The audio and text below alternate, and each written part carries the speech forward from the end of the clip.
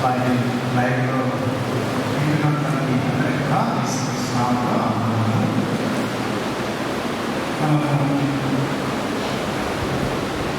ఈ కాలంలో ప్రభువును ఆరాధించడానికి గాను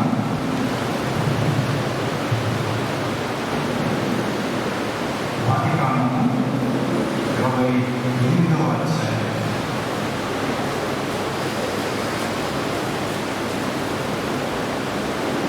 ఆదికాండము 28వ అధ్యాయం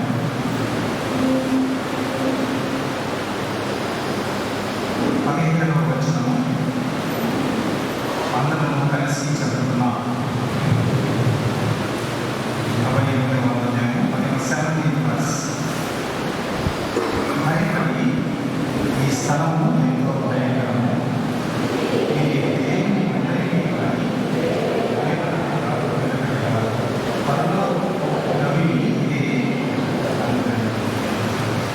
చిన్న ప్రార్థన చేస్తున్నాం.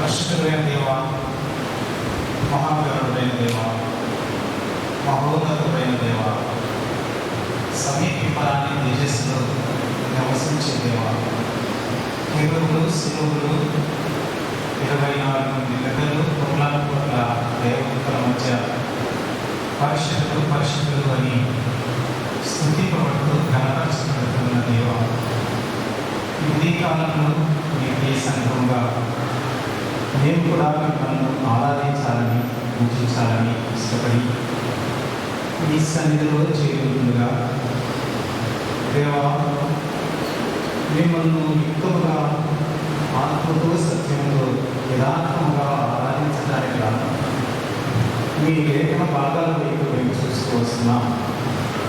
మీరే మమ్మల్ని యథార్థవంతమైన నిజమైన ఆరాధికులుగా చేయాలని ప్రార్థిస్తున్నాం. అవును తండ్రి, ఈ భూలోకంలో మిమ్మల్ని ఆరాధించే యోగ్యత మాకు అనుగ్రహించారు. దాన్ని బట్టి మీకు వందనాలు చెల్లిస్తున్నాం. మమ్మల్ని సజీవ లెక్కలు ఉపయోగించి మరి యొక్క ప్రభుత్వంలో మనం ఆరాధించే భాగ్యం అందించారు. అలాగైతే ప్రభావ మీ లేఖనాలను ధ్యానిస్తుండగా మీరే వాక్య ప్రత్యక్షతలో మిమ్మల్ని ఆరాధించడానికి సహాయం చేయాలి. మీ వాక్యం పంచుకున్న నన్ను మీ ప్రియబిడ్డలను కూడా మీరు కనికరించాలని కోరుకుంటూ యేసు ప్రభు నామములో స్తుతించి ప్రార్థించుకుంటున్నాం తండ్రి. ఆమేన్.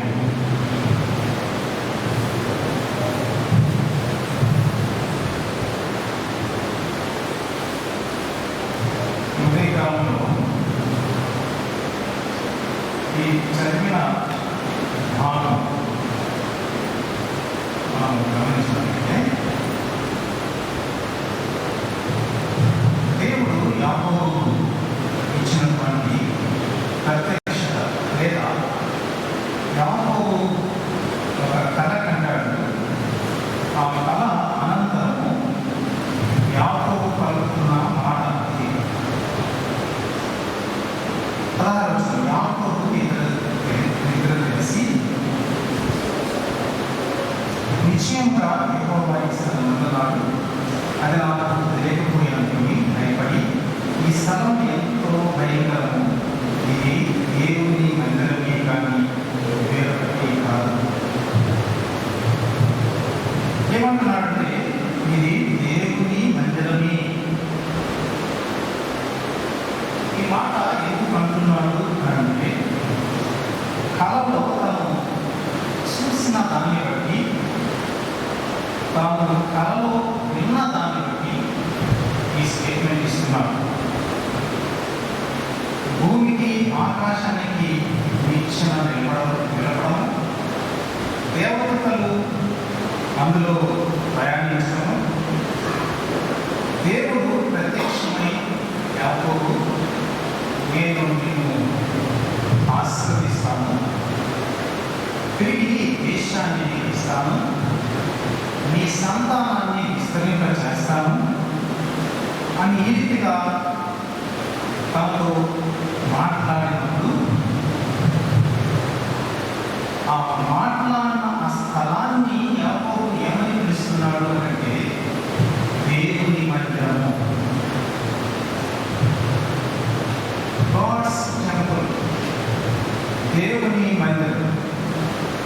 అనగా మనకు అర్థమయ్యేది ఏంటి అంటే దేవుడు ఎక్కడ ఉంటాడు, దేవుడు ఎక్కడ నివసిస్తాడు, దేవుడు ఎక్కడ మాట్లాడతాడు, దేవుడితో ఎక్కడైతే మాట్లాడడానికి వీలవుతుందో అది దేవుని మందిరము అన్న విషయాన్ని ఇక్కడ మనము దీని ద్వారా తెలుసుకోవచ్చు. దేవుడు నివసించేది దేవుని మందిరం. ఈ భూలోకంలో మనం చూస్తే మనము నివసించడానికి ఒక స్థలాన్ని ఉంటాం, ఇల్లుని నిర్మించుకుంటాం. మనము నివసించే ఆ యొక్క ఆ కట్టుని అది ఇల్లుగా మనము భావిస్తున్నాం. మనుష్యుడు నివసించేది ఇల్లు, దేవుడు నివసించేది దేవాలయం. అలాగైతే ఉదయకాలంలో నేను ఒక 4 విషయాలను మీతో పంచుకోవాలని ఇష్టపడుతున్నాను. దేవుని మందిరము లేదా దేవుని ఆలయం. మొట్టమొదటిగా దేవుడు ఈ భూమి మీద నిన్ను నన్ను వ్యక్తిగతంగా తన ఆలయముగా నిర్మించుకున్నాడు. ఆలయముగా ఆయన చేశారు. రెండవదిగా మన అందరినీ లేదా సమూహాన్ని దేవుని యొక్క రక్తం చేత కడగబడినటువంటి ప్రజలను అది ఆత్మీయమైన మందిరంగా లేదా అది దేవుని సంఘంగా ఉంటున్నప్పుడు దానిని కూడా దేవుడు తన ఆలయంగా ఆయన పిలుస్తున్నట్టుగా మనం చూస్తున్నాం. ఇది రెండవ దేవుని ఆలయం, దేవుని మందిరం. ఇది మనం చూద్దాం. మూడవదిగా ఆ దేవుని ఆత్మీయ మందిరంలో మనం ఏమై ఉంటున్నాము అన్న విషయాన్ని చూసి మనము ఆరాధిద్దాం. నాలుగవదిగా ఆ బలలోకి మనము ప్రవేశించకపోవడము, దేవుని ఆలయంలో మనము ఏమై ఉండాలని దేవుడు ఉద్దేశించాడో ఆ ధర్మాలను, ఆ లక్ష్యాలను మనము నెరవేరుస్తున్నామా అన్న విషయాన్ని మనం చూసుకొని మరి ఈ వాక్య పరిచయను ముగిద్దాం. ప్రేమ వలన మొదటిగా మనం గమనించినట్లయితే దేవుడు నివసించేది దేవుని యొక్క మందిరము లేదా దేవుని ఆలయము అని మనం గమనించినట్లయితే యాకోబు యొక్క అనుభవాన్ని మనం చూస్తూ వస్తున్నప్పుడు పాత నిబంధన కాలంలో దేవుడు ఆయన గుడారంలో నివసించేవాడు. ఇశ్రాయేలీయులు అరణ్యయాత్రలో ఉంటున్నప్పుడు ఆయన గుడారంలో ఆయన వారికి ప్రత్యక్షమైనప్పుడు దానికి ప్రత్యక్ష గుడారం అని పేరు పెట్టడం అనేది మనం చూస్తాం. దేవుడు ఆ అరణ్యంలో ప్రయాణంలో ఇశ్రాయేలు ఉంటున్నప్పుడు దేవుడు ప్రత్యక్ష గుడారంలో ఆయన నివసిస్తూ వారి మధ్య ఉన్నట్టుగా మనం చూస్తాం. అది దాదాపు దావీదు లేదా సొలొమోను రాజు కాలం వరకు ఆ ప్రత్యక్ష గుడారాన్ని మనం చూస్తాం. ఆ ప్రత్యక్ష గుడారం నమూనాలోని రాజైన సొలొమోను దాన్ని ఒక మందిరంగా నిర్మించడం అనేది పక్కా పరిభ్రమంగా ఇలాంటి మందిరముగా నిర్మించడం అనేది మనం చూస్తాం. అయితే దేవుని ప్రజలైనటువంటి ఇశ్రాయేలీయులు దేవుని మందిరాన్ని చెడిపారు, దేవుని మందిరాన్ని పాడు చేశారు. దేవుని మందిరాన్ని పాడు చేయడం వలన దేవుడు వారిని అక్కడ నుండి తరిమి వేసినట్లుగా, పరాయి దేశాలకు తరిమి వేసినట్లుగా చూస్తాం. దేవుని యొక్క మందిరము శత్రువశమై పాడు చేయబడి, దివ్య స్థలముగా చేయబడి, దేవుడు నివసించడానికి అక్కడ వీలు లేని పరిస్థితిగా చేసిన స్థితిని మనం పాత నిబంధన గ్రంథంలో మనం చూస్తాం. ఇలాంటి ఈ పరిస్థితుల్లో, ఇలాంటి ఒక చీకటి కాలం పరిస్థితుల్లో తిరిగి దేవుడు ఈ భూమి మీద నివాసాన్ని ఏర్పాటు చేసుకోవాలని ఇష్టపడ్డాడు. అందుకని ఆయన 2000 సంవత్సరాల క్రితం భూమి మీదకి వచ్చాడు. ఆయన తల వాల్చుకోవడానికి కూడా స్థలం లేదు. ఈ మాట నేను వింటున్నప్పుడు నా హృదయంలో చాలా బాధ, వేదన కలిగింది. అదే సృష్టి నిర్మాణమైన ఈ దేవుడు, మాట చేత సమస్తాన్ని కలగజేసినటువంటి దేవుడు, భూమిని అందులో సమస్తాన్ని కలగజేసిన దేవుడు, ఆకాశ నక్షత్రాలను సమస్త గ్రహాలను ఉపగ్రహాలను కలగజేసిన దేవుడు, సముద్రాన్ని అందులో సమస్తాన్ని కలగజేసిన దేవుడు, నదులు పర్వతాలు అరణ్యము శిఖరాలను కలగజేసిన దేవుడు, సమీపింపరాని తేజస్సులో ఉన్నతంలో నివసించే దేవుడు, ఆకాశమే సింహాసనముగా భూమిని పాదపీఠంగా కలిగి ఉన్న దేవుడు, ఆయన ఈ భూమి మీద నివసించడానికి వస్తే ఆయనకు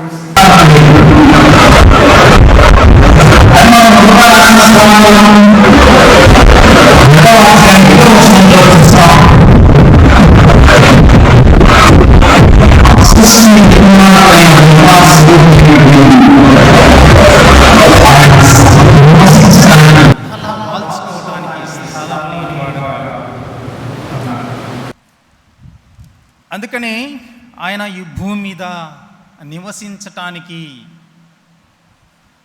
ఆయన నిన్ను నన్ను ఆయన ఏర్పాటు చేసుకున్నాడు.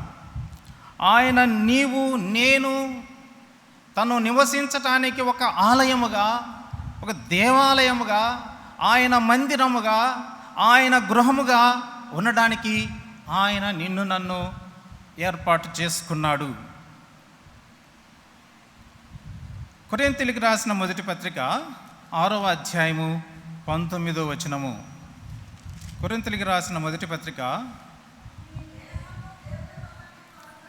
6వ అధ్యాయము 19వ వచనం చదవండి అమ్మా.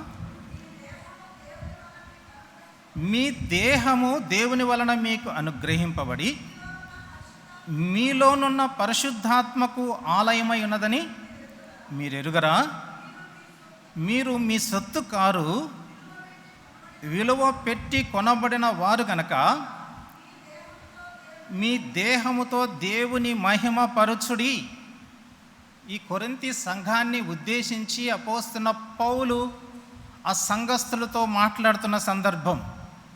వారు తమ దేహాలను అపవిత్రపరుచుకొని, తమ దేహాలను, తమ వ్యక్తిగత శరీరాన్ని, దేహాలను ఇచ్చ వచ్చినట్లుగా వాంఛ తీర్చుకుంటున్నటువంటి ఆ సందర్భంలో వారిని హెచ్చరిస్తూ పలికిన మాట ఇది. ఇది వ్యక్తిగతంగా హెచ్చరిస్తున్న సందర్భంలోని మాట. వ్యక్తిగతంగా ఇక్కడ ఏమంటున్నాడు అని అంటే, మీరు వ్యక్తిగతంగా మీరు దేవుని యొక్క ఆలయము. అందుకని ఇక్కడ అంటున్నాడు, మీ దేహము దేవుని వలన మీకు అనుగ్రహింపబడింది. దేహము అనగా తెస్సలోనికలు రాసిన పత్రిక 2వ పత్రిక 5వ అధ్యాయం చివరి భాగాల్లో మనం చూస్తే ప్రాణాత్మ దేహం కలిసినటువంటి ఆ యొక్క ఫిగర్ను, ఆ బాడీని గురించి ఇక్కడ చెప్పబడుతున్నమాట. మీ దేహము దేవుని వలన మీకు అనుగ్రహింపబడి, ఆదికాండంలో మనం చూస్తాం దేవుడు తన యొక్క ఇమేజ్లో, తన స్వరూపంలో మానవుణ్ణి తయారు చేశాడు. మానవుడితో ఉండాలని, మానవుతో జీవించాలని, మానవునితో కలిసి ఉండాలని ఇవ్వబడింది. అలాగైతే ఈ దేహము మొట్టమొదటిగా మనం గమనించవలసింది, ఈ దేహములో ఆయన నివసించాలని కోరుకున్నాడు. ఈ దేహమును ఆయన ఆలయముగా చేసుకొని ఆయన స్తుతి, మహిమ, ఘనత పొందాలని ఆయన ఇచ్ఛయించాడు. అలాగైతే ఈ దేహము ఏమైపోయింది? ఆదికాండములో మనం చూస్తాం, సాతాను వశమైపోయినట్లుగా, సాతాను స్వతంత్రించుకున్నట్లుగా, ఈ ఇల్లు పాడు చేయబడినట్లుగా మనం చూస్తుంటున్నాం. చూడండి, మత్తయి రాసిన సువార్త 12వ అధ్యాయము, మత్తయి రాసిన సువార్త 12వ అధ్యాయము 43వ వచనము. అపవిత్రాత్మ ఒక మనుష్యుని వదిలిపోయిన తరువాత అది విశ్రాంతి వెదుకుచు నీరు లేని చోట్ల తిరుగుచుండును. విశ్రాంతి దొరకనందున, ఇక్కడ గమనించండి ఏమంటుంది అది, నేను వదిలి వచ్చిన నా ఇంటికి తిరిగి వెళ్ళుదుననుకొని వచ్చి ఆ ఇంట ఎవరును లేక అది ఊడ్చి అమర్చినుట చూచి వెళ్ళి తనకంటే చెడ్డవైన మరి 7 దయ్యములను వెంట పెట్టుకొని వచ్చినో చాలు. ఇక్కడ మన పాయింట్ ఏంటంటే, నేను వదిలి వచ్చిన నా ఇంటికి తిరిగి వెళ్ళుదుననుకొని. ఇక్కడ అపవిత్రాత్మ దెయ్యము ఏమి చెబుతుందంటే, మానవుని యొక్క దేహాన్ని గురించి ఏం చెప్తుందంటే, నేను విడిచి వచ్చినటువంటి ఆ దేహంలోనికి తిరిగి వెళతాను, అది నా ఇల్లు, నా ఇంటికి. ఎప్పుడైతే ఆదాము పాపము చేశాడో ఆ దేహము సాతాను ఇల్లుగా మారిపోయింది. దేవుడు మొదట మన దేహాలను ఆయన ఆలయంగా ఉంచుకోవాలని ఆయన చేశాడు, కానీ ఈ దేహము సాతాను ఇల్లుగా మారిపోయింది. అది అంటుంది, నేను వదిలి వచ్చిన నా ఇంటికి, నా ఇల్లు.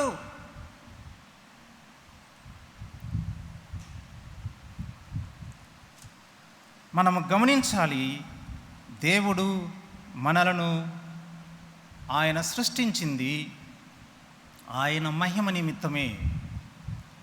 ఆయన నివసించటానికి ఆయన మనల్ని సృష్టించాడు.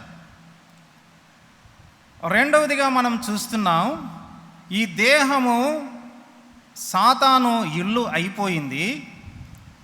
ఇప్పుడు ఈ సాతాను చెరలో ఉన్న, స్వాధీనంలో ఉన్నటువంటి దీన్ని ఆయన వెల చెల్లించి దానిని విడిపించినట్లుగా మనం లేఖన భాగాల్లో మనం చూస్తూ వస్తుంటున్నాం. రండి, పేతురు రాసిన మొదటి పత్రిక 1వ అధ్యాయం, పేతురు రాసిన మొదటి పత్రిక 1వ అధ్యాయం 18వ వచనము.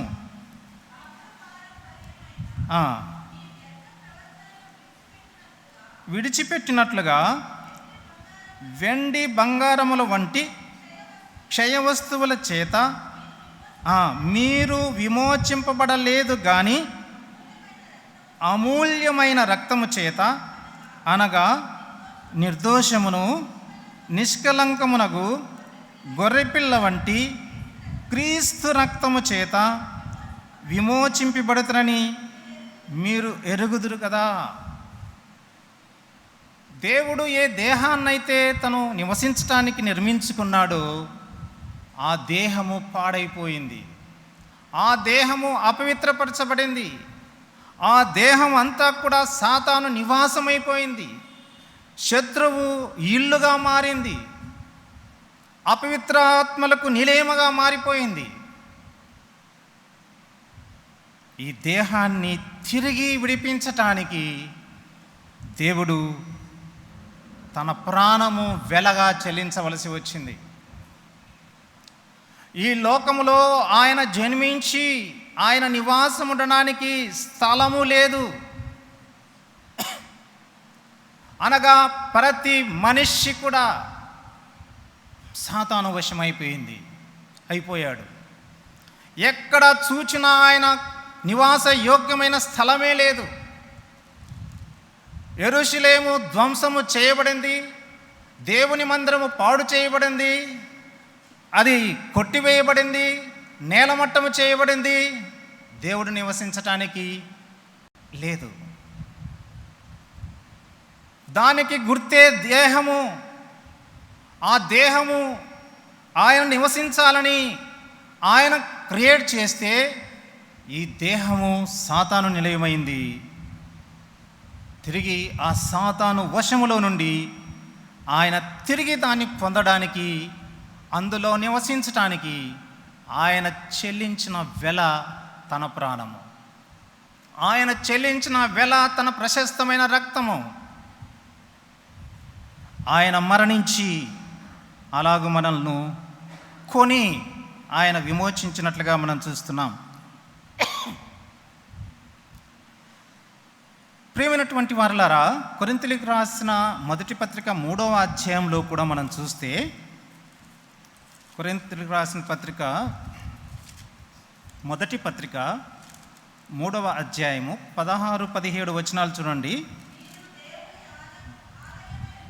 మీరు దేవుని ఆలయమై ఉన్నారనియు దేవుని ఆత్మ మీలో నివసించుచున్నాడనియు మీరు ఎరుగరా?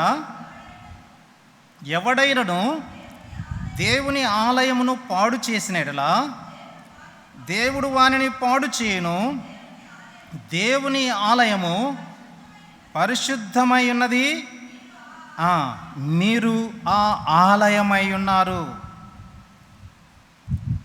మీరు దేవుని ఆలయమై ఉన్నారని మీరు ఎరుగురా? అయితే ఇక్కడ మనము చూస్తూ వచ్చిన రీతిగా కొరింథీయులకు రాసిన మొదటి పత్రిక 6వ అధ్యాయం 19వ వచనం దాని ప్రకారముగా విలువ పెట్టి కొనబడినటువంటి వారినిగా మనల్ని ఆయన చేశాడు. ఆయన తన విలువైన రక్తాన్ని మనకు చిందించి ఆయన మనల్ని విడిపించాడు. ఆయన తిరిగి తన ఆలయముగా చేసుకున్నాడు. వేటి నుండి ఆయన తన రక్తం ద్వారా విమోచించాడో మనము గమనించినట్లయితే, లూకా రాసిన సువార్త 1వ అధ్యాయము 75వ వచనము, లూకా రాసిన సువార్త 1వ అధ్యాయము 75వ వచనం చూడండి.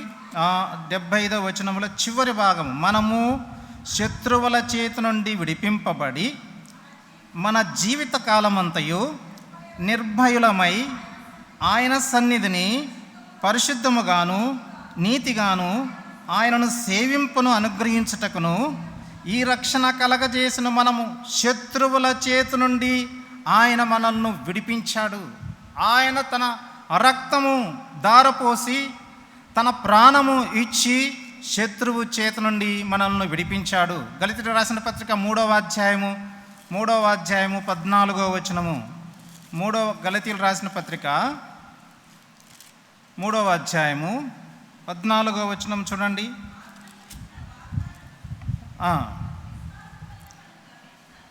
గళితీయులకు రాసిన పత్రిక 3వ అధ్యాయము 14వ వచనము, 14 వచ్చి చివరి భావన, క్రీస్తు మన కోసము శాపమై మనలను ధర్మశాస్త్రం యొక్క శాపము నుండి విమోచించెను. రెండవదిగా ధర్మశాస్త్రం యొక్క శాపము నుండి ఆయన మనల్ని విడిపించాడు.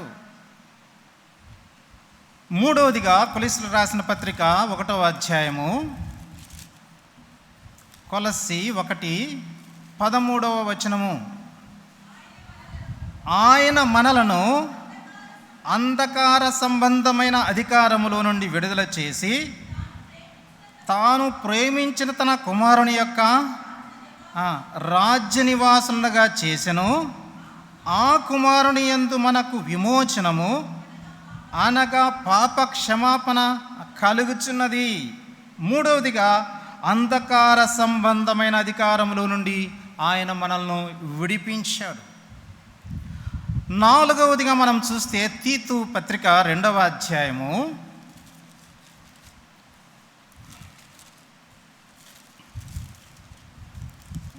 14వ వచనము, ఆయన సమస్తమైన దుర్నీతి నుండి మనలను విమోచించి సత్క్రియల యందు ఆసక్తి గల ప్రజలను తన కోసము పవిత్రపరచుకొని తన సొత్తుగా చేసుకున్నట్టుకు తను తానే మన కొరకు అర్పించుకొనెను. తన కోసము పవిత్రపరచుకొని తన కోసము ఆయన నివసించాలని, ఆయన నిన్ను నన్ను తన దేవాలయముగా చేసుకోవాలని ఆయన సమస్తమైన దుర్నీతి నుండి విమోచించాడు. ఆయన తన యొక్క ప్రశస్తమైన రక్తము చేత విమోచించి లేదా వెల చెల్లించి ఆయన కొని మనల్ని విమోచించాడు. శత్రువు నుండి ఆయన విమోచించాడు. మనకు శాపమైనటువంటి ధర్మశాస్త్రము, మనకు శాపంగా ఉన్న ధర్మశాస్త్రము నుండి, దాని శాపము నుండి విడిపించాడు. అంతేకాదు అంధకార సంబంధమైన అధికారం నుండి ఆయన మనల్ని విడిపించాడు. సమస్తమైన దుర్నీతి నుండి విడిపించాడు. విడిపించి ఇప్పుడు ఏమి చేశాడు చూడండి. ఎఫెసీయులకు రాసిన పత్రిక 1వ అధ్యాయము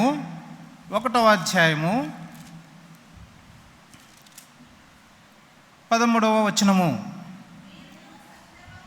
మీరును సత్యవాక్యమును అనగా మీ రక్షణ సువార్తను విని క్రీస్తునందు విశ్వాసముంచి వాగ్దానము చేయబడిన ఆత్మచేత ముద్రింపబడితిరి. దేవుని మహిమకు కీర్తి కలుగుటకై ఆయన సంపాదించుకున్న ప్రజలకు విమోచనము కలుగు నిమిత్తము ఈ ఆత్మ మన స్వాస్థ్యమునకు సంచకరువుగా ఉన్నాడు. మూడవదిగా ఆయన తన ఆత్మ చేత ముద్రించాడు. ఈ విధంగా నిన్ను నన్ను వ్యక్తిగతంగా దేవుడు తన ఆలయముగా చేసుకున్నాడు. ఆయన నివసించటానికి ఆయన నిన్ను నన్ను తన ఆలయముగా చేసుకున్నాడు. ఎలాగూ ఏ దేహమునైతే ఆయన నిర్మించాడో, సృష్టించాడో, ఉచితంగా మనకి ఇచ్చాడో అది సాతాను నివాసమైనప్పుడు దాన్ని విడిపించటానికి తన ప్రాణము పెట్టి రక్తము చిందించి వెల చెల్లించి విడిపించాడు. అది రెండవదిగా ఆయన చేసిన కార్యం. మూడవదిగా ఆయన ఆత్మచేత ముద్రించాడు. ఈ మూడు పనుల వల్ల మనలను లేదా నిన్ను నన్ను ఆయన తన ఆలయముగా చేసుకున్నాడు. ప్రియమైనటువంటి వారలారా, ఇక్కడ కూర్చున్నటువంటి అనేక మంది బిడ్డలు దేవుడు తన ఆలయముగా చేసుకున్నవారే. ఆకాశ మహాకాశములు పట్టజాలని దేవుడు, సమీపింపరాని తేజస్సులో నివసించే దేవుడు, సమస్తాన్ని కూడా మాట చేత కలగజేసిన దేవుడు, పరిశుద్ధుడైన దేవుడు, పవిత్రుడైన దేవుడు, రాజులకు రాజు, ప్రభువులకు ప్రభు అయినటువంటి ఈ దేవుడు ఆయన నీలో నివసించటానికి ఆయన దిగి వచ్చాడు. ఆయన నీలో నివసించటానికి, నిన్ను తన ఆలయముగా చేసుకోవటానికి ఆయన వెల చెల్లించాడు. ఆయన తన ప్రాణాన్ని ఇచ్చాడు, తన ఆత్మను ఇచ్చాడు. అందుకనే ఇక్కడ మనము కొరింథీయులకు రాసిన మొదటి పత్రిక 6వ అధ్యాయం 19వ వచనంలో చూస్తే, మీ దేహము దేవుని వలన మీకు అనుగ్రహింపబడి మీలోనున్న పరిశుద్ధాత్మకు ఆలయమై ఉన్నదని మీరు ఎరుగరా? మీరు మీ సొత్తు కారు, విలువ పెట్టి కొనబడిన వారు గనక మీ దేహముతో దేవుని మహిమపరచుడి. విలువ పెట్టి కొనబడిన వారు. ఆ రీతిగా దేవుడు తన ఆలయముగా నిన్ను నన్ను చేసుకున్నాడు. ఇది ఎంత ఆధిక్యతగా మనము భావించవలసిన వారంగా ఉంటున్నాం. దేవుని ఆలయము నేనా? దేవుని మందిరము నేనా? అపవాదికి, సాతానుకు నివాసంగా ఉంటున్నటువంటి నన్ను దేవుడు తన నివాస యోగ్యమైన దానిగా చేసుకున్నాడా? ఈ ఆశ్చర్యకరమైన ఈ కార్యాలను బట్టి ఉదయకాలంలో మనము ప్రభును మొదటగా ఆరాధించి పూజించవలసిన వారంగా ఉంటున్నాం. రెండవదిగా మనం చూస్తే, దేవుడు ఈ భూలోకంలో దేవుని ఆలయాన్ని ఆయన నిర్మించుకుంటున్నాడు. మొదటిగా నిన్ను నన్ను తన ఆలయముగా చేసుకోవటానికి ఆయన వెల చెల్లించాడు. ఆయన వెల చెల్లించి విమోచించాడు, ఆత్మచేత ముద్రించాడు. అనగా ఆయన కొన్నాడు నిన్ను నన్ను. నీవు తన మందిరముగా ఉండడానికి ఆయన నిన్ను కొన్నాడు, వెల చెల్లించాడు, విమోచించాడు, ఆత్మదేవుని చేత ముద్రించాడు, ఆలయముగా చేసుకున్నాడు. రెండవ మందిరము లేదా ఈ భూమి మీద తను నివసించటానికి ఆలయమును ఆయన నిర్మించుకుంటూ ఉన్నాడు. అది ఎలాగూ అనగా, ఇప్పుడు చదవండి, పేతురు రాసిన మొదటి పత్రిక 2వ అధ్యాయము, పేతురు రాసిన మొదటి పత్రిక 2వ అధ్యాయము 4వ వచనం నుండి చదవండి. మనుషుల చేత విసర్జింపబడినను దేవుని దృష్టికి ఏర్పరచబడినదియు అమూల్యమును సజీవమునైన రాయియగు ప్రభువునొద్దకు వచ్చిన వారై యేసుక్రీస్తు ద్వారా దేవునికి అనుకూలములగు ఆత్మ సంబంధమైన బలులను అర్పించుటకు పరిశుద్ధ యాజకులుగా ఉండునట్లు మీరును సజీవమైన రాళ్ల వలె నుండి ఆత్మ సంబంధమైన మందిరముగా కట్టబడుచున్నారు. రెండవది, ఆత్మ సంబంధమైన మందిరముగా మనము కట్టబడుచున్నాం. ఆయన రెండవదిగా మనము గమనించినట్లయితే, మన అందరూ లేదా ఈ సమాజమంతా, లోకములో ఉన్న విశ్వాసులందరూ, లోకములో ఎవరైతే ఆయన మందిరాలుగా వ్యక్తిగతంగా చేయబడ్డారో, విమోచింపబడ్డారో, ఆత్మచేత ముద్రించబడ్డారో, సమూహముగా ఆయన మందిరముగా నిర్మించబడుతున్నారు. దాన్ని మనము సంఘము అని అంటున్నాం. కనుక రెండవదిగా సంఘమనే మందిరాన్ని దేవుడు ఆయన నిర్మిస్తూ ఉన్నాడు. ఈ సంఘమనే మందిరములో, దేవాలయములో ఆయన నివసించి ఆయన కార్యాలు చేస్తూ ఉన్నాడు. అందుకని ఇక్కడ మనం చూస్తున్నాము, చూడండి, పేతురు రాసిన మొదటి పత్రిక 2వ అధ్యాయము మరి 4-5 వచనాల్లో మనం చూస్తే, మనుష్యుల చేత విసర్జింపబడినను దేవుని దృష్టికి ఏర్పరచబడినదియు అమూల్యమును సజీవమునైన రాయగు ప్రభునొద్దకు వచ్చిన వాడై. ఇప్పుడు దీన్ని ఎలా నిర్మిస్తున్నాడు అని మనము ఆలోచన చేస్తే, ప్రభు అయిన యేసుక్రీస్తు అనే సజీవ రాయిని మూలరాయిగా పెట్టాడు.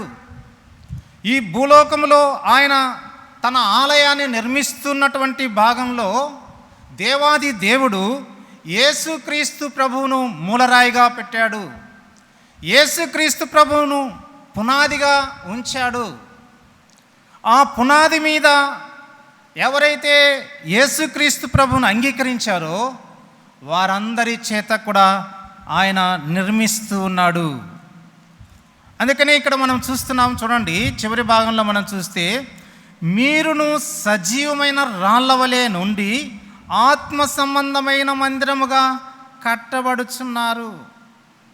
ఆత్మ సంబంధమైన మందిరముగా కట్టబడుచున్నారు. ప్రియమైనటువంటి వారలారా, మనము గమనించినట్లయితే యేసుక్రీస్తు ప్రభు ఇక్కడ అలంకారప్రాయంగా ఉపయోగిస్తున్న మాట సజీవమైన రాయి. బైబిల్ గ్రంథములో బండ ప్రభు అయిన యేసుక్రీస్తును సూచించేదిగా ఉంటుంది. రాయి కూడా దానియేలు గ్రంథంలో ప్రభు అయిన యేసుక్రీస్తును, ఆయన రాజ్యాన్ని సూచిస్తున్నట్టుగా మనం చూస్తాం. ఇక్కడ కూడా మనుష్యుల చేత విసర్జింపబడినను దేవుని దృష్టికి ఏర్పరచబడినదియు అమూల్యమును సజీవమైన రాయి అగు ప్రభువునద్దకు, ఇక్కడ యేసుక్రీస్తు ప్రభువును ఏర్పరచబడిన అమూల్యమైన సజీవమైన రాయితో పోలుస్తూ ఉంటున్నట్లుగా మనం చూస్తుంటున్నాం. ఎలాగూ యేసుక్రీస్తు ప్రభు సజీవమైన రాయి అయ్యాడు అనగా, ఆయన మరణము ద్వారా, ఆయన సిలువలో శ్రమ పొందిన విధానము ద్వారా, ఆ మరణించి సమాధిలో నుండి తిరిగి లేచుట ద్వారా, సజీవుడుగా అవటం ద్వారా, జీవము గలవాడుగా అవటం ద్వారా, పునరుద్ధానుడై ఆయన అనేక మందికి ప్రత్యక్షమై సజీవుడుగా నిలవడం ద్వారా ఆయన సజీవమైన రాయి అయినట్లుగా మనం చూస్తుంటున్నాం. అలాగైతే ఆ రాయి ఆ పునాదిగా వేయబడినప్పుడు ఈ లోకంలో ఉన్న సార్వత్రిక సంఘము ఆ రాయి మీద కట్టబడుతుంటున్నప్పుడు నీవు నేను కూడా ఆ రాయి మీద సజీవ రాళ్ళముగా దేవుడు మనములను నిర్మిస్తూ ఉన్నాడు. సజీవ రాళ్ళ వలె మనం ఉండాలని ఆయన కోరుకున్నవాడుగా ఉంటున్నాడు. నీవు నేను ఏ విధముగా సజీవమైన రాళ్ళమయ్యాము అని మనము గమనించినట్లయితే, యేసుక్రీస్తు ప్రభువు ఆయన ఆ శిలువమ్రానులో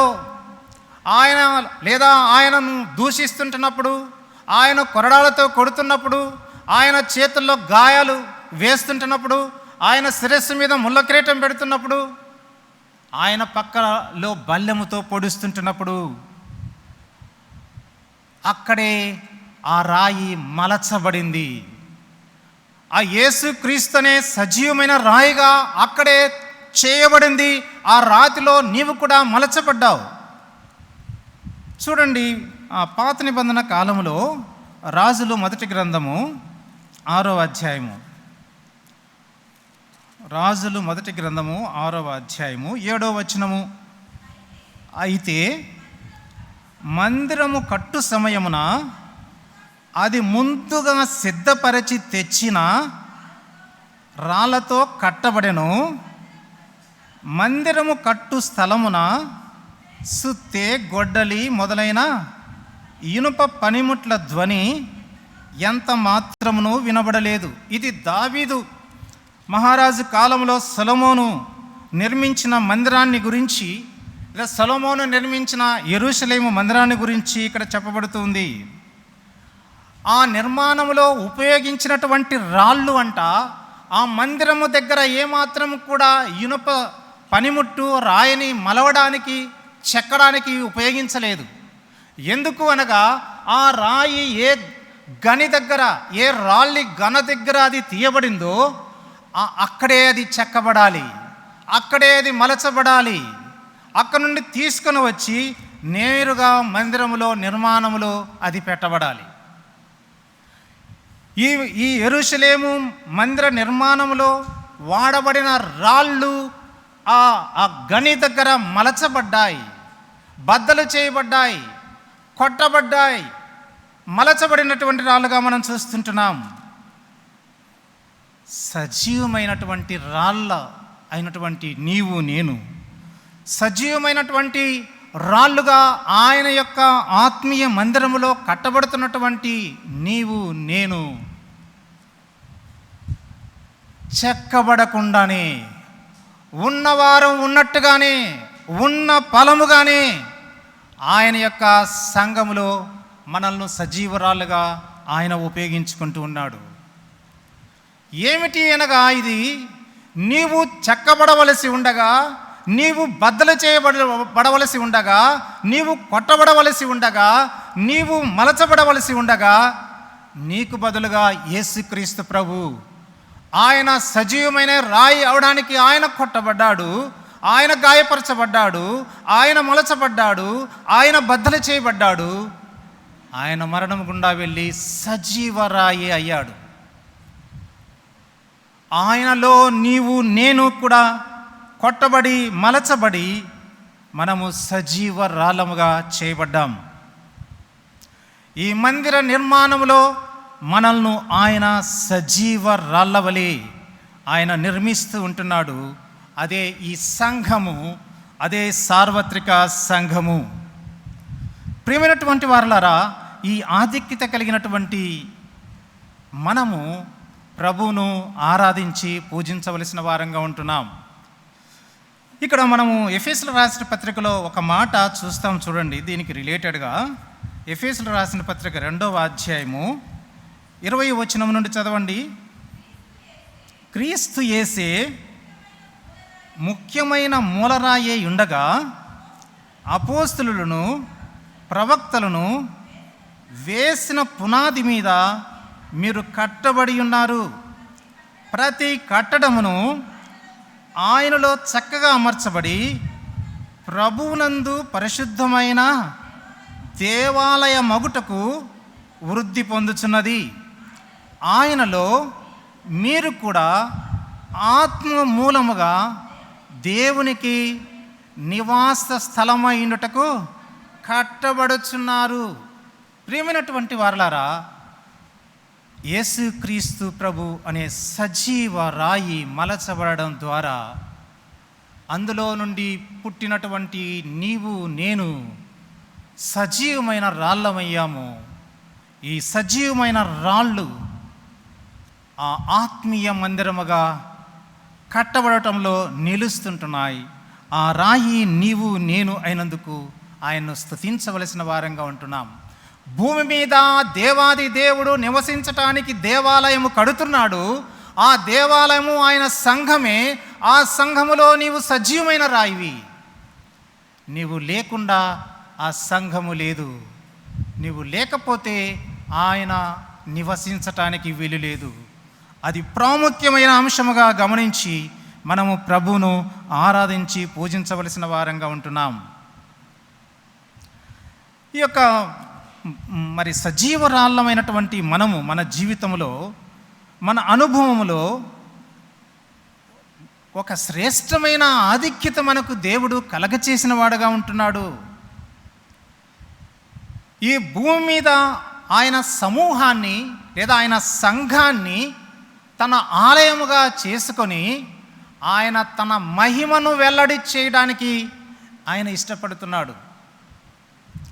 దేవుడు తన మహిమను వెల్లడి చేయడానికి ఏ టెంపుల్నైతే కడుతున్నాడో ఆ టెంపుల్లో నీవు సజీవమైన రాయి.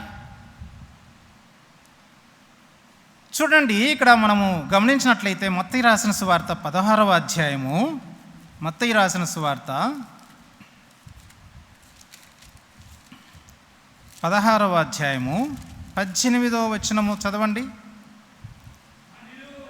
మరియు నీవు పేతురువు, ఈ బండ మీద నా సంఘమును కట్టుదును, పాతాళలోక ద్వారములు దాని ఎదుట నిలువ నేరవని నేను నీతో చెప్పుచున్నాను. ఇక్కడ యేసు ప్రభు మొట్టమొదటిగా కట్టుట అనే మాటను ఆయన చెప్పడం మనం చూస్తాం. సంఘము కట్టుట. నేను సంఘాన్ని కడతాను, ఆ సంఘము ఎదుట పాతాళపు లోక ద్వారాలు ఏమాత్రం కూడా నిలవలేవు. అంత శక్తి గలనిదిగా నేను నిర్మించబోతున్నాను. ప్రియమైనటువంటి వారలారా, దేవుడు ఈ భూమి మీద ఆత్మ సంబంధమైన మందిరముగా నిర్మిస్తున్నటువంటి లేదా దేవాలయము, ఆ మందిరములో నీవు సజీవమైన రాయివి. ఈ సంఘము ఎంతో శక్తివంతమైనదిగా ఆయన నివాసము చేస్తూ ఆయన ఈ భూలోకములో నిలిపినవాడుగా ఉంటున్నాడు. ఒక ప్రభావముతో నిండినటువంటి సంఘము, శక్తివంతమైనటువంటి సంఘము పాతాళపు ద్వారాలను కూడా ఏమాత్రం కూడా నిలవకుండా చేయగలిగిన సంఘములో నీవు ఒక రాయివి, సజీవ రాయివి. అందును బట్టి మనము ఆయన్ను స్తుతించి ఆరాధించవలసిన వారంగా ఉంటున్నాం. చూడండి, ఇదే భాగంలో మనము గమనించినట్లయితే 19వ వచనం చదవండి. మత్తయి రాసిన సువార్త 16వ అధ్యాయం 19వ వచనము. నీకు ఇచ్చేదను, నీవు భూలోకమందు దేని బంధించుదువో అది పరలోకమందు బంధింపబడును. ఈ ఆధిక్యత ఈ సంఘానికి ఇచ్చాడు. ఏ సంఘములో అయితే నువ్వు సజీవమైన రాయివో నీకు ఆ అధికారం ఇచ్చాడు. నీవు దేన్నైతే బంధిస్తావో అది పరలోకంలో బంధించబడుతుంది. చదవండి. నీవు భూలోకమందు దేని విప్పుదువో అది పరలోకమందును విప్పబడును. ఆ అధికారము దేవుడు ఇచ్చినట్లుగా మనం చూస్తుంటున్నాం. అపోస్తుల కార్యాలు 12వ అధ్యాయము 5వ వచనంలో మనం చూస్తే పేతురు చెరసాలలో ఉంటున్నప్పుడు సంఘమైతే అత్యాసక్తితో ప్రార్థన చేయటం అనేది మనం చూస్తాం. ఎప్పుడైతే సంఘము అత్యాసక్తితో ప్రార్థన చేస్తుందో పేతురు యొక్క చెరసాలలో వేయబడిన తన చేతుల సంఖ్యలు బద్దలయ్యాయి. తను బయటికి విడిపించబడుతూ ఉన్నాడు. మరి ఎంతో బంధించి వేసినటువంటి మూత వేయబడిన గేట్లన్నీ కూడా, ఇనుప గేట్లు ఓపెన్ చేయబడ్డాయి. తను బయటికి వచ్చినవాడుగా మనం చూస్తుంటున్నాం. ఈ లోక సంబంధమైన మనుషుల అధికారము, శక్తి అనే కార్యాలు అన్నిటిపైన కూడా ఈ దేవుని సంఘానికి, దేవుని ఆలయముగా నిర్మించబడుతున్నటువంటి సంఘానికి దేవుడు ఆ శక్తిని ఇచ్చాడు, ఆ ప్రభావాన్ని, ఆధిక్యతను ఇచ్చాడు. ఆ సంఘములో నీవు సజీవ రాయివి. అలా అయితే ఈ ఆధిక్యత కలిగినటువంటి, ఈ ప్రత్యేక ప్రివిలేజీ పొందినటువంటి ఈ సజీవ రాయి నీవు, నేను, ఈ సంఘము శ్రేష్టమైన అనుభవాలను పొందబోతుంది. దేవుడు భూమి మీద తను నివాసము చేయటానికి ఆత్మ మందిరముగా ఆయన నిర్మించుకున్నాడు. ఆ సంఘములో సజీవ రాయిగా ఉన్న నీవు, నేను ఒకరోజు పెళ్లి కుమారుడు రాబోతున్నాడు. ఆయన మధ్యాకాశంలో 7 సంవత్సరాలు పెళ్లి విందు చేయబోతున్నాడు. ఈ సంఘములో ఉన్న సజీవమైన రాయిన నీవు కూడా ఆ యొక్క పెళ్లి విందులో పాలు పొందబోచు ఉంటున్నావు. ఎంత ఆధిక్యత! ఆ మధ్యాకాశంలో 7 సంవత్సరాల పెళ్లి విందు జరుగుతున్నప్పుడు భూమి మీద అదే 7 సంవత్సరాలు మహాశ్రమలు, మామూలు శ్రమలు కాదు, మహాశ్రమలు కలుగుతాయి. నీవు ఈ భూమి మీద ఉండవు. ఎంత ఆధిక్యత! 7 సంవత్సరాలు మధ్యాకాశములో పెళ్లి విందు అనంతరము ఈ సంఘములో సజీవమైన రాయినటువంటి నీవు ఆ గుంపులో నుండి 7 సంవత్సరాల అనంతరము 1000 సంవత్సరాల దేవుని పరిపాలన భూమి మీద ఉండబోతుంది. అందులో నీవు రాజువు, యాజకుడవు, అధికారివి. సజీవమైన రాయి ఆయన భూలోకములో తన ప్రజలతో ఆయన మందిరాన్ని నిర్మించుతున్నాడు. ఆ మందిరములో ఆయన వసించాలని, ఆ మందిరములో నీవు సజీవమైన రాయివి. ఇది మరి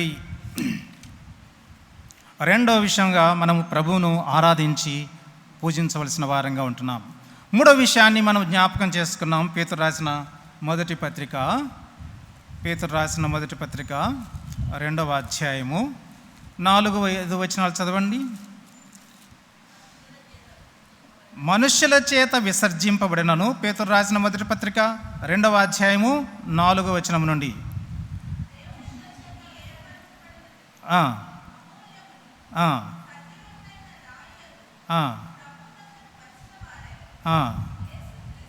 యేసుక్రీస్తు ద్వారా దేవునికి అనుకూలములకు ఆత్మ సంబంధమైన బలులను అర్పించుటకు పరిశుద్ధ యాజకులుగా ఉండునట్లు మీరును సజీవమైన రాళ్ళవలే నుండి ఆత్మ సంబంధమైన మందిరముగా కట్టబడుచున్నారు. చాలు. ఇక్కడ మనము గమనించినట్లయితే ప్రేమైనటువంటి వారలారా, దేవునికి అనుకూలములకు ఆత్మ సంబంధమైన బలులు అర్పించుటకు పరిశుద్ధ యాజకులుగా ఉండునట్లు ఆయన మనలను చేశాడు. మూడవది, ఆయన నిన్ను నన్ను ఈ భూలోకములో ఆయన నిర్మిస్తున్న ఈ సంఘము అనే ఆయన టెంపుల్లో పరిశుద్ధ యాజకులుగా ఆయన ఉంచాడు. మనము చూస్తూ వచ్చాం, దేవుని ఆలయము అనే అంశాన్ని మనం చూస్తూ వస్తుంటున్నాం. దేవుని ఆలయము అనగా దేవుడు నివసించే స్థలము, దేవుడు మాట్లాడే స్థలము, దేవుడు జవాబిచ్చే స్థలము, దేవుని కార్యాలు జరిగే స్థలము, అది దేవుని ఆలయము. అలాగైతే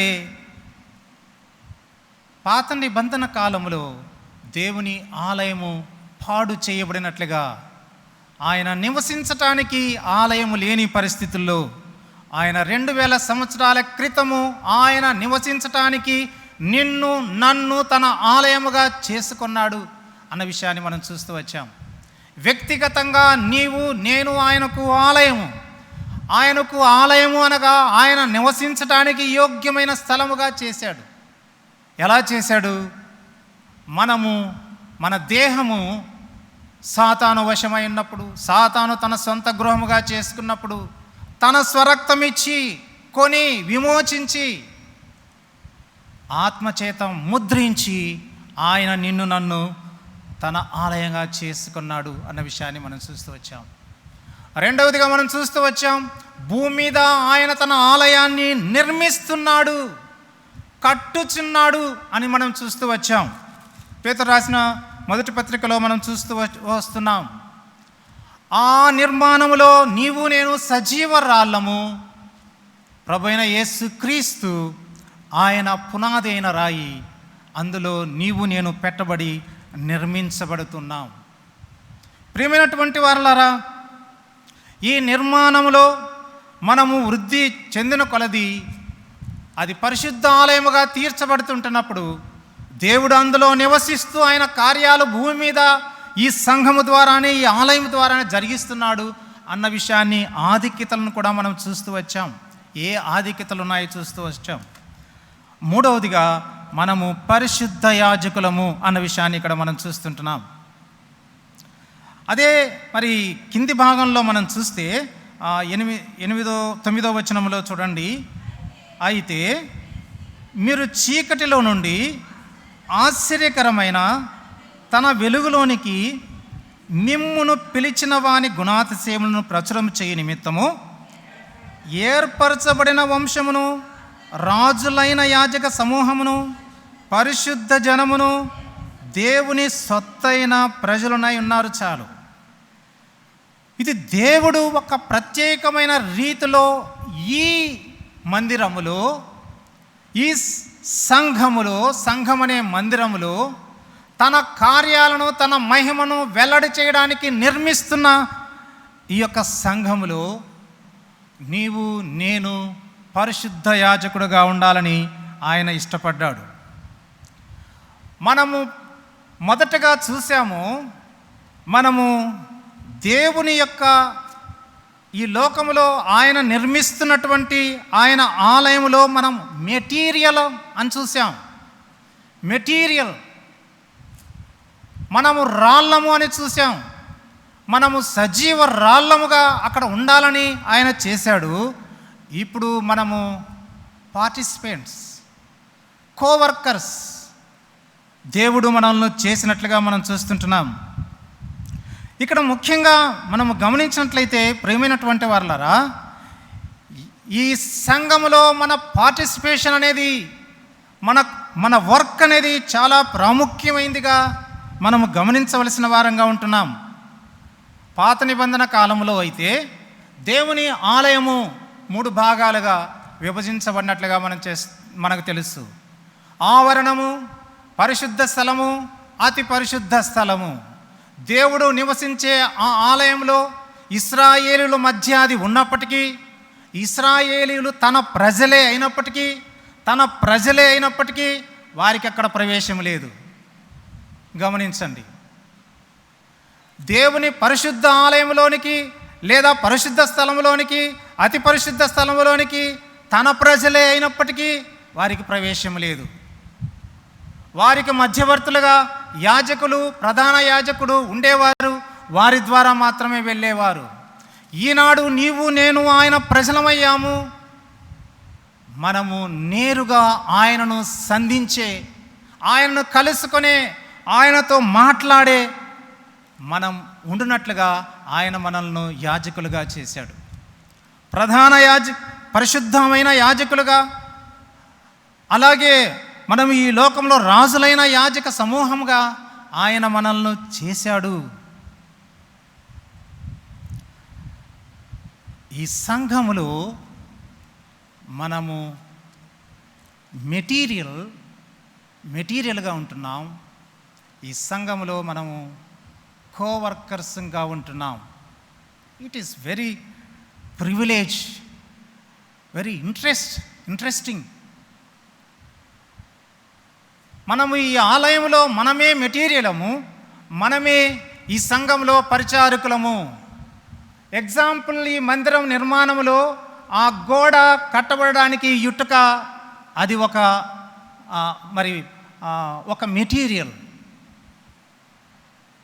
ఈ వాక్యం ఆధారం చేసుకొని మనకు ఏమి అర్థమవుతుందనగా, ఈ మందిరము నిర్మించబడాలి అనంటే, ఆ గోడ అంతకంతకు పైకి వెళ్ళాలి అనంటే ఆ ఇటుకలాగా ఉండడానికి వీలు లేదు. మెటీరియల్ లాగా ఉండడానికి వీలు లేదు. అది పని చేయాలి. అది ఇంకొక ఇటుకను తెచ్చిపెట్టాలి. ఈ మందిరము అభివృద్ధి చేయడానికి దాని పార్టిసిపేషన్ కావాలి. అది ఇక్కడ చెప్పబడుతున్నటువంటి మాట. మళ్ళీ చదవండి ఈ మాట. పేతురు రాసిన మొదటి పత్రిక 2వ అధ్యాయము 4వ వచనం నుండి చదవండి మరొకసారి. మనుష్యుల చేత విసర్జింపబడినను దేవుని దృష్టికి ఏర్పరచబడినదియు అమూల్యమును సజీవమునైన రాయియగు ప్రభువునొద్దకు వచ్చిన వారై యేసు క్రీస్తు ద్వారా దేవునికి అనుకూలములకు ఆత్మ సంబంధమైన బలులను అర్పించుటకు పరిశుద్ధ యాజకులుగా ఉండునట్లు మీరును సజీవమైన రాళ్ళవలే నుండి ఆత్మ సంబంధమైన మందిరముగా. ఇక్కడ సజీవమైన రాళ్ళు వేరు కాదు. ఆత్మ సంబంధమైన బలులు అర్పించటానికి పరిశుద్ధ యాజకులు వేరు కాదు. సజీవమైన రాళ్ళ వలె ఎందుకు కట్టబడుచున్నారు అనగా, వీరు పరిచర్య చేయటానికి, వీరు యాజక ధర్మము చేయడానికి. ఈ బెత్లెహేము ఆరాధన మందిరము అనేది 62 సంవత్సరాల క్రితము గొప్ప దైవజనుడైనటువంటి బక్సింగ్ గారు, అలాగే దైవజనులైనటువంటి రాజా గారు యేసుక్రీస్తు ప్రభు అనే సజీవమైన రాయి అనే పునాది మీద ఒక సజీవమైన రాయిగా దైవజనుడైనటువంటి రాజా గారు ఆ రాయిగా ఈ బెత్లెహేము సంఘము నిర్మాణంలో నిలబడ్డారు. నేను ఈ మందిర నిర్మాణంలో క్రీస్తు అనే పునాది మీద రాయిగా నిలబడ్డాను అని అలా ఉంటే కుదరదు. ఆయన ఏమయ్యాడనగా, ఆయన పరిశుద్ధ యాజకుడయ్యాడు, రాజులైన యాజక సమూహమయ్యాడు. అనేక ఆత్మలను, అనేక సజీవరాళ్లను పోగు చేయటానికి పని చేశాడు. యాజక ధర్మం నిర్వహించాడు. ఆ రాళ్ళను తెచ్చి ఒక్కొక్క దాన్ని అలా పెంటి ఇలాగూ ఈ బెత్లెహేము మందిరము కట్టబడుతూ వస్తుంది. నేను దేవుడు నిర్మిస్తున్న ఈ మందిరములో లేదా ఈ సంఘములో సజీవమైన రాళ్ళు మాత్రమే కాదు సుమా, ఈ సంఘ ఎదుగుదలలో విస్తరణలో మనల్ని పరిశుద్ధ యాజకులుగా దేవుడు ఉంచాడు. Oh what a great privilege! పూర్వకాలంలో ఈ ప్రివిలేజ్ లేదు. చదవండి దినవృత్తాంతాలు 2వ గ్రంథం 26వ అధ్యాయము. దినవృత్తాంతాలు 2వ గ్రంథము 26వ అధ్యాయము 16వ వచనము చదవండి.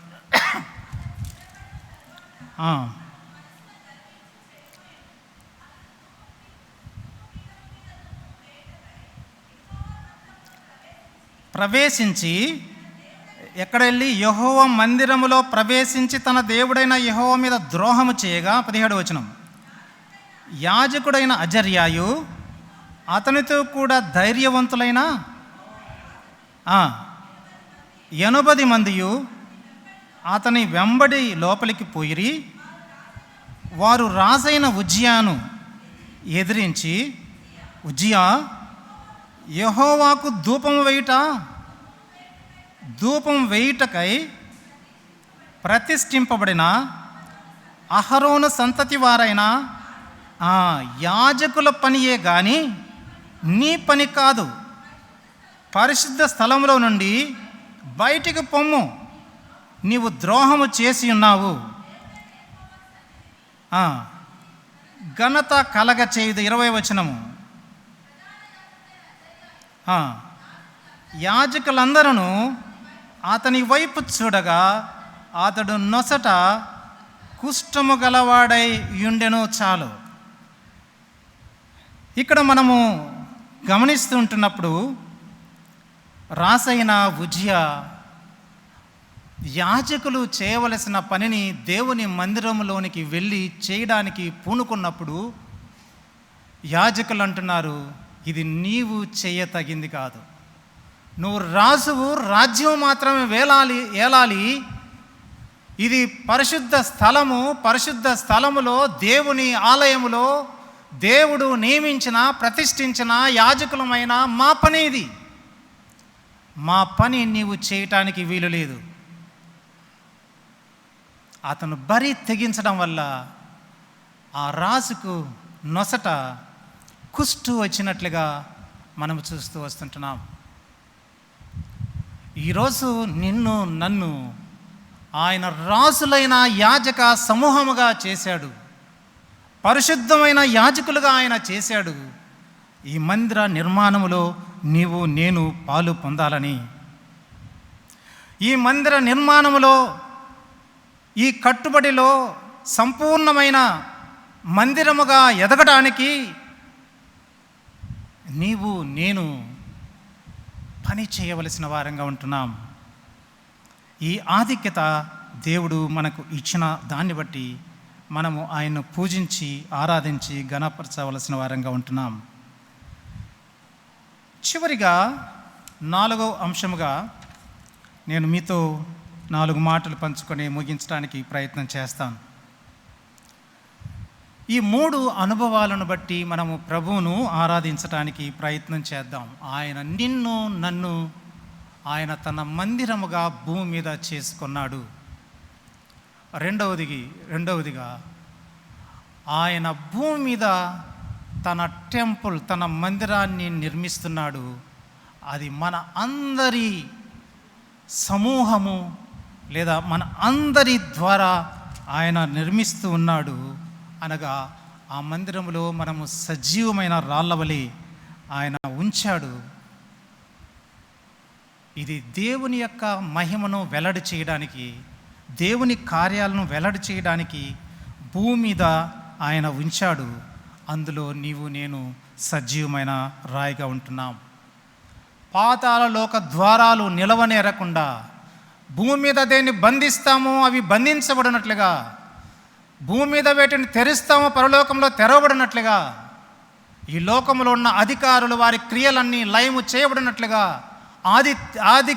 ఆధిక్యత కలిగినటువంటి దేవుడు నిర్మిస్తున్న ఈ సంఘములో దేవుడు నివసించటానికి ఏర్పాటు చేసుకుంటున్న ఈ సంఘములో నీవు నేను సజీవమైన రాయి, అందును బట్టి స్తుతించవలసిన వారంగా ఉంటున్నాం. మూడవదిగా మనం చూస్తాం, ఆయన మనల్ని పరిశుద్ధ యాజకులుగా, రాజులైన యాజక సమూహముగా చేశాడు. అది పాత నిబంధన కాలంలో ఈ ఆధిక్యత లేదు. వారు దేవుని ప్రజలే, కానీ దేవుణ్ణి నేరుగా పరిశుద్ధ స్థలంలో కలవడానికి వీలు లేదు. మనం ఈనాడు దేవుని ప్రజలమే, ఆయన్ను కలుసుకోగలుగుతున్నాం. మనమే ప్రధాన యాజకులంగా, లేదా మనమే పరిశుద్ధమైన యాజకులంగా, రాజులైన యాజక సమూహంగా ఆయన ఉంచాడు. అందును బట్టి మనము ఆయన్ను స్తుతించి ఆరాధించవలసిన వారంగా ఉంటున్నాం. ఆయన మనల్ని మెటీరియల్గానే ఆయన ఉంచలేదు, కానీ ఆయన మనల్ని కోవర్కర్గా, దేవునితో జత పనివారినిగా ఉంచి ఈ మందిర నిర్మాణంలో ఆయన ఉపయోగించుకుంటున్నాడు. చివరిగా మాట మనం చూద్దాం రండి. ఇదే పేతురు రాసిన మొదటి పత్రిక 2వ అధ్యాయము 4-5 వచనాలు. మనుషుల చేత విసర్జింపబడినను దేవుని దృష్టికి ఏర్పరచబడినదియు అమూల్యమును సజీవమైన రాయ్యగు ప్రభువునొద్దకు వచ్చిన వారై యేసుక్రీస్తు ద్వారా దేవునికి అనుకూలములగు ఆత్మ సంబంధమైన బలులను అర్పించుటకు పరిశుద్ధ యాజకులుగా ఉండునట్లు మీరును సజీవమైన రాళ్ళవలే నుండి ఆత్మ సంబంధమైన మందిరముగా కట్టబడుచున్నారు. దేవునికి, యేసుక్రీస్తు ద్వారా దేవునికి అనుకూలములగు ఆత్మ సంబంధమైన బలులు అర్పించవలసిన వారంగా ఉన్నాం. దేవుని యొక్క మందిరములో లేదా దేవుని యొక్క సంఘములో మనము ప్రధాన యాజకులుగా లేదా పరిశుద్ధ యాజకులుగా మనము నిలబడుతుంటున్నప్పుడు మనము అర్పణలు అర్పించవలసిన వారంగా ఉంటున్నాం. బలులు అర్పించవలసిన వారంగా ఉంటున్నాం. అందుకే మనము పరిశుద్ధ యాజకులుగా మనల్ని ఆయన చేశాడు. ఏమిటి ఆ ఆత్మ సంబంధమైనటువంటి బలులు? మనము చూద్దాం రండి. రోమిలికి రాసిన పత్రిక 12వ అధ్యాయము. మొదటిగా 4 విషయాలు నేను మీకు చెప్పి ముగిస్తాను. మొదటిగా రోమిలికి 12వ అధ్యాయము 1వ వచనము. కాబట్టి సహోదరులారా, పరిశుద్ధమును దేవునికి అనుకూలమునైన సజీవ యాగముగా మీ శరీరములను ఆయనకు సమర్పించుకొనుడి. ఇట్టి సేవ మీకు యుక్తమైనది అనే మాటను చివరిగా మనం చూస్తాం. ఇక్కడ ప్రియమైన వర్లారా, ఆత్మ సంబంధమైన బలులు అర్పించటానికి పరిశుద్ధ యాజకులంగా మనం ఉన్నాం. మొట్టమొదటిగా మనము గమనించవలసింది ఏమిటనగా, మన శరీరాలను మొట్టమొదటిగా ఈ పరిచర్యలో ఆయనకు సజీవ యాగముగా అర్పించాలి అన్న విషయాన్ని రోమిలికి రాసిన పత్రిక 12వ అధ్యాయము 1వ వచనములో మనం చూస్తాం. పరిశుద్ధమును దేవునికి అనుకూలమునైన సజీవ యాగముగా మీ శరీరములను ఆయనకు సమర్పించుకొనుడి. ఏమిటి సజీవమైన యాగముగా అనగా, మనము లేచినప్పటి నుండి మన కార్యక్రమాలు అన్నీ ముగించుకునేంత వరకు కూడా మన దేహ సంబంధమైన ప్రతి అవయవాన్ని కూడా మనము క్రీస్తు పాదాల దగ్గర సమర్పించుకోవాల్సిన వారంగా ఉంటున్నాం. అలనాడు కూడా ఇశ్రాయేలు మధ్య ఆ యొక్క ప్రత్యక్ష గుడారము లేదా దేవుని మందిరంలో పరిచర్య చేసి ఈ లేవి గోత్రానికి సంబంధించిన యాజకులు కానీ ప్రధాన యాజకులు కానీ ఎంతో పరిశుద్ధమైన వారుగా ఉండాలి. వారు యాజకత్వం నిర్వర్తిస్తున్నప్పుడు ఏ లోపము ఉన్నా కూడా అక్కడే వారు చనిపోయేవారుగా ఉన్నారు. పరిశుద్ధమైన ఎంతో నిష్ఠ, భక్తి, శ్రద్ధ, భయముతో వారి జీవితాన్ని వారు సమర్పించుకుంటూ, తమ దేహాలను సమర్పించుకుంటూ ఉండాలి. అలాగైతే ఈ ఆత్మ సంబంధమైన ఈ మందిరములో ఆత్మ సంబంధమైన బలులు అర్పించటానికి పరిశుద్ధ యాజకులంగా ఉన్న నీవు, నేను మన దేహాన్ని ఆయనకు సమర్పించవలసిన వారంగా ఉంటున్నాం. మన కళ్ళను ఆయన పాదాల దగ్గర సమర్పించవలసిన వారంగా ఉన్నాం. మన తలను, మన తలంపులను, మన మనస్సును, మన హృదయాన్ని ఆయన పాదాల దగ్గర ఉదయకాలము సమర్పించవలసిన వారంగా ఉంటున్నాం. మన కాళ్ళను ఆయన పాదాల దగ్గర సమర్పించవలసిన, మన అవయవం అంతా కూడా, మన నోటిని, మన చెవులను ఆయన పాదాల దగ్గర సమర్పించవలసిన వారంగా ఉంటున్నాం. అది సజీవమైన యాగము. అందుకని మనము ఇందాక చూస్తూ వచ్చాం కదా, కొరింథీయులకు రాసిన పత్రిక, మొదటి పత్రిక 6వ అధ్యాయం 19వ వచనంలో మనం చూస్తే, మీరు మీ సొత్తు కారు విలువ పెట్టి కొనబడిన వారు. ఎందుకు మనము ఆయన పాదాల దగ్గర సజీవయాగంగా మన దేహాలు ఇవ్వాలి అని అంటే, మనము ఆ తాత్పర్యం కలిగిన వారంగా ఉండాలి. నేను నా సొత్తు కాదు, యేసుక్రీస్తు ప్రభు తన స్వరక్తము చేత నన్ను కొన్నాడు, వెల చెల్లించాడు, విమోచించాడు, ఆత్మచేత ముద్రించాడు. నా సొత్తు కాదు నేను. ఆ దృక్పథం, ఆ తాత్పర్యం కలిగిన వారంగా ఉండాలి.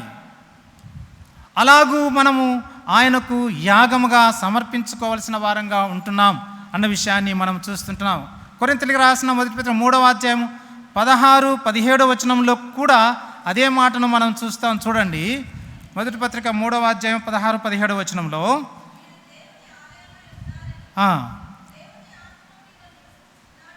మీరు ఎరగరా, ఎవడైనను దేవుని ఆలయమును పాడు చేసిన ఎడల దేవుడు వానిని పాడు చేయును.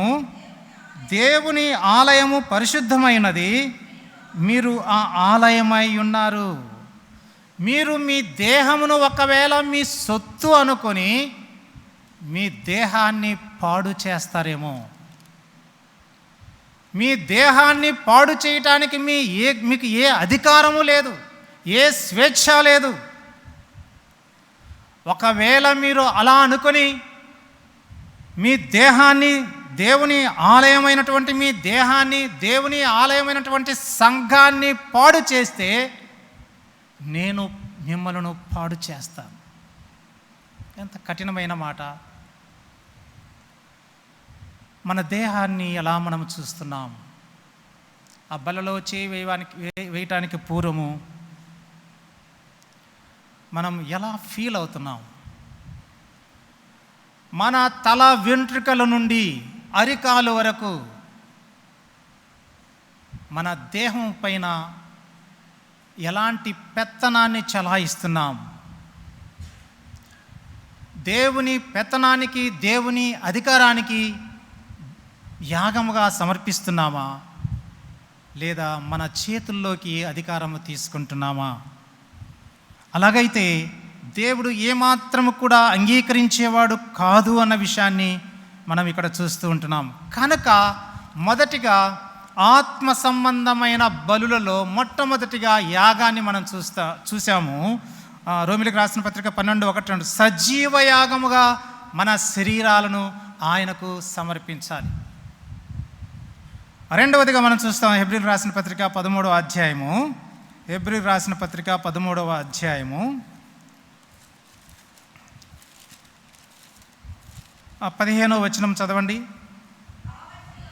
కాబట్టి ఆయన ద్వారా మనము దేవునికి ఎల్లప్పుడూ స్తుతియాగము చేయుదము, అనగా ఆయన నామమును ఒప్పుకొనుచు జిహ్వా ఫలము అర్పించుదము.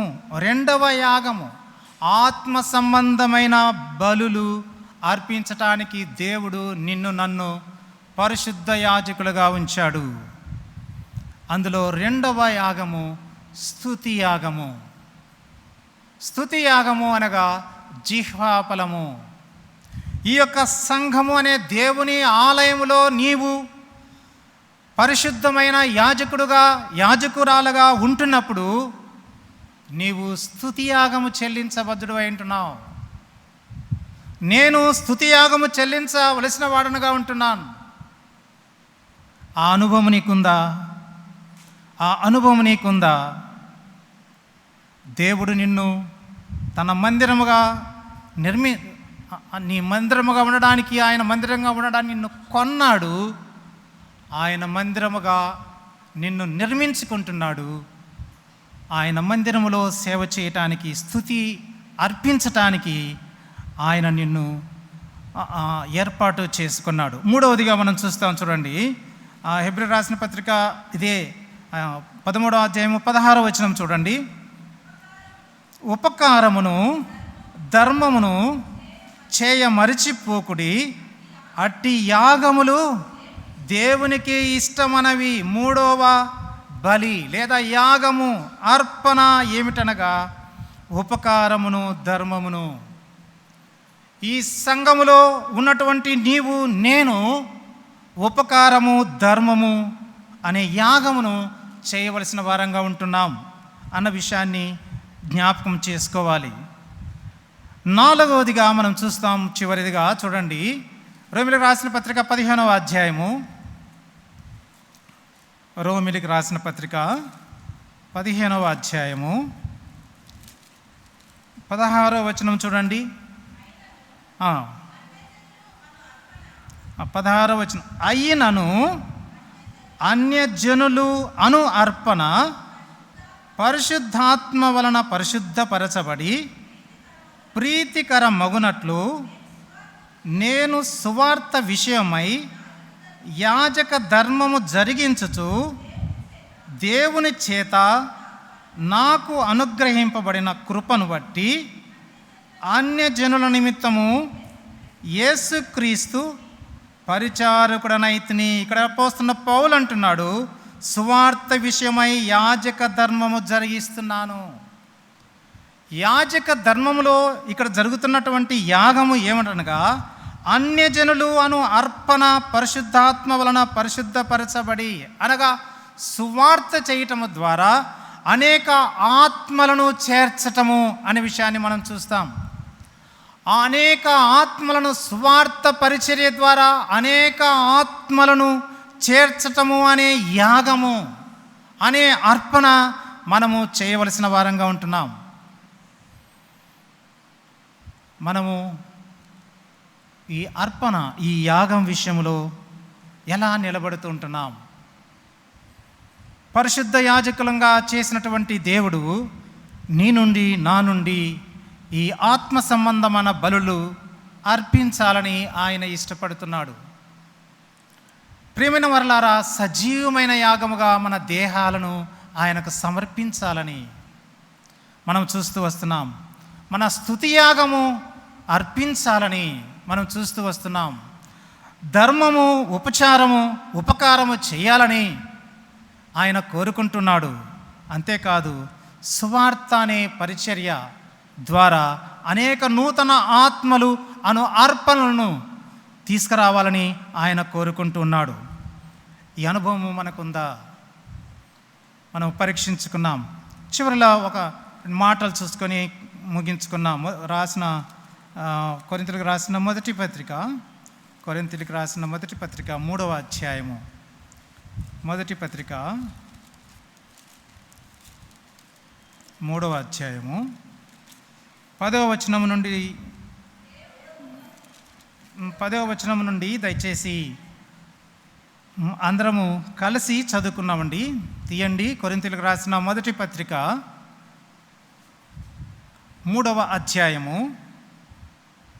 10వ వచనం నుండి దయచేసి అందరము కలిసి చదువుకున్నాం. దేవుడు నాకు అనుగ్రహించిన కృప చొప్పున నేను నేర్పరి అయిన శిల్పకారుని వలె పునాది వేసి తిని, మరి ఒకడు దాని మీద కట్టుచున్నాడు.